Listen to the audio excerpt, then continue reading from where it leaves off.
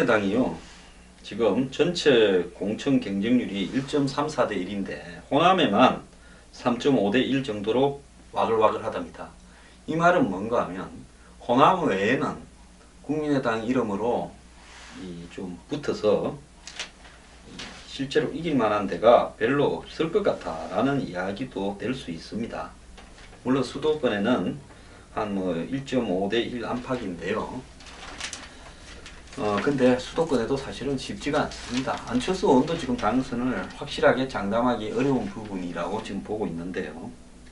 자, 저 호남에서는요, 지금 친노를 피해서 탈당을 했는데 국민의당에 와보니까 안철수 의원이 준비해놨던 사람들을 내밀고 있다. 즉 탈당한 호남 출신 의원들 앞에 이 친한이 버티고 있다. 이렇게 해서 지금 시끄럽습니다. 그래서 곳곳에서 안철수 의원이 척근이라고 이렇게 거론되던 정치 신인들이 현역 의원 앞에 지금 경선을 하게끔 되어 있는데요. 저는 지금 호남에서도 얼마 전부터는 지지율이 국민의당이 밀리고 있습니다. 이 상황 속에서 그래도 호남은 당선 확률 한 50%는 되지 않겠나 해서 많은 사람들이 지금 붙고 있는데요. 이 부분에서 결국은 국민의당 내부에서 사단이 날 거라고 보고 있습니다. 지금 국민의당의 개파가 한 7개쯤 된다. 온건부터 시작해서 좀 강경까지 한 7개 정도의 개파 그룹이 있다. 보수 성향으로 이상돈 교수와 MB 정권에서 일하던 분, 그리고 여당 당직자 출신, 온건 진보로 박주선 외 호남 현역 의원, 그리고 중도 성향으로 안철수 김한길, 그리고 강성 진보로 천정배 정동영, 과거에 강성이라고 하던 친노의 핵심 강성 천신정 중에서 천정이 그가 있고 신도 받아주기만 하면 그 가게 생겼습니다. 참 희한한데요. 김한길 대표, 지금 전 대표, 지금 가서 상임선대위원장을 맡았는데 지금 며칠째 안 나타나고 있습니다. 이분은 정치적 감각이 매우 빨라서 정치 생명을 지금까지 유지하시는 분인데 감으로도 지금 뭔가가 많이 잘못되어 가고 있다. 이런 사실을 이미 파악한 걸로 보입니다. 이런 잡다한 정치 칼라로 구성된 국민의당은 지금 사안별로요 다 부딪히고 있습니다. 개성공단만 가지고도 이상돈 의원은 이 문제에 대해서 이 개성공단 폐쇄 잘했다는 입장이고, 정동영 전 장관은 개성공단은 다시 부활해야 된다. 햇볕 정책의 상징이다. 이러고 있습니다.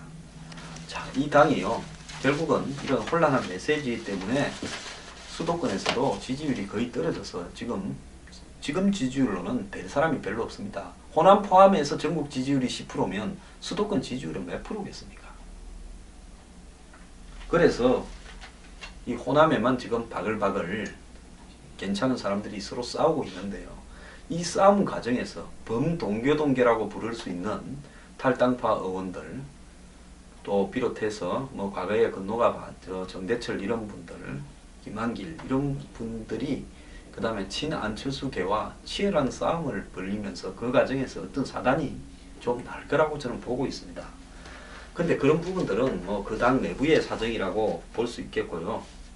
지금은 남은 중요한 그 야권의 거물거리라는 것은 지금 이제 박지원, 정동영은 살아남아서 각기 무소속이나 국민의당으로 출마하고, 충청도의 정운찬, 그 다음에 이제 더민주의 문재인, 그리고 손학규 전 대표, 이런 사람들이 아마 총선에 어떤 대응을 보일 거냐, 이런 문제가 남아 있는데요. 저는 정운찬 전 총리는 더민주로 갈 거라고 보고 있습니다. 이분은 원래 문재인을 지난 대선 막바지에 지지했고요. 더민주에서 이번에 원내로 들어가서 주요 역할을 맡는 쪽으로 하지 않겠나. 참고로 김종인 대표와 정운찬 전 총리는 그 노태우 전 대통령 시절에 굉장히 가까운 사이로서 김종인 씨가 경제수석을 할 때 정운찬 전 총리가 그 밑에서 여러 가지로 도움을 주는 역할을 수행한 사이입니다.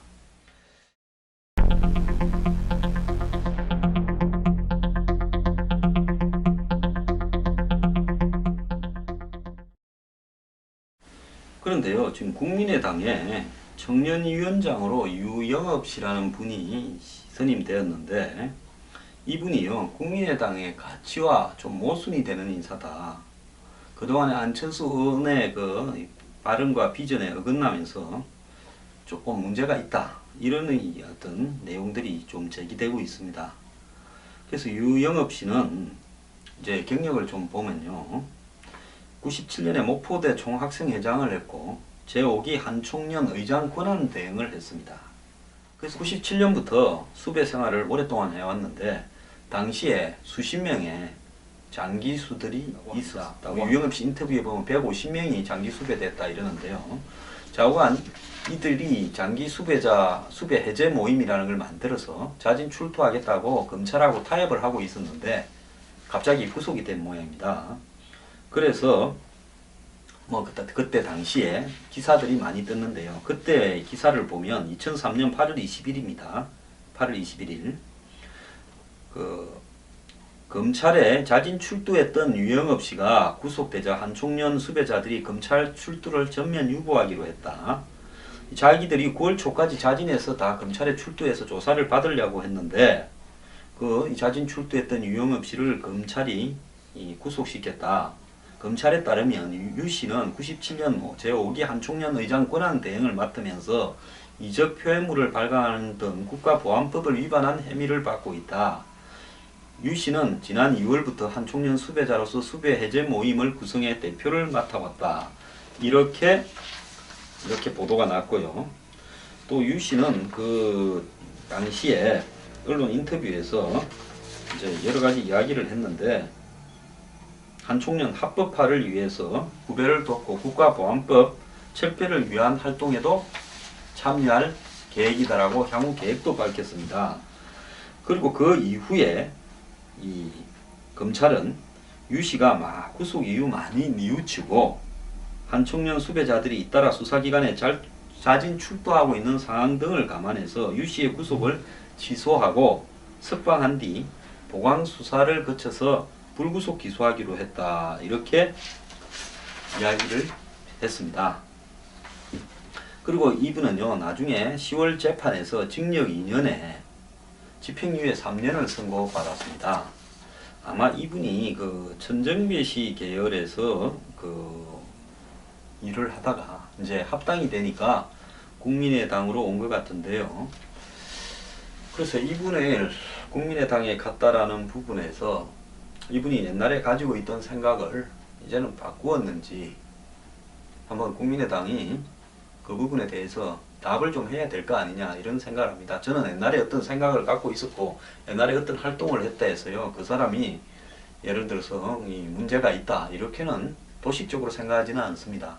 다만 한총련 의장 권한 대행을 하고 장기 수배되어서 이적 표현물 발간 등 국가보안법을 위반했고 또 국가보안법 철폐를 하겠다고 당시에 공언한 입장에서 과연 국민의당이라는 지금 기성의 새누리당과 더민주와는 다른 새로운 모습을 보이겠다.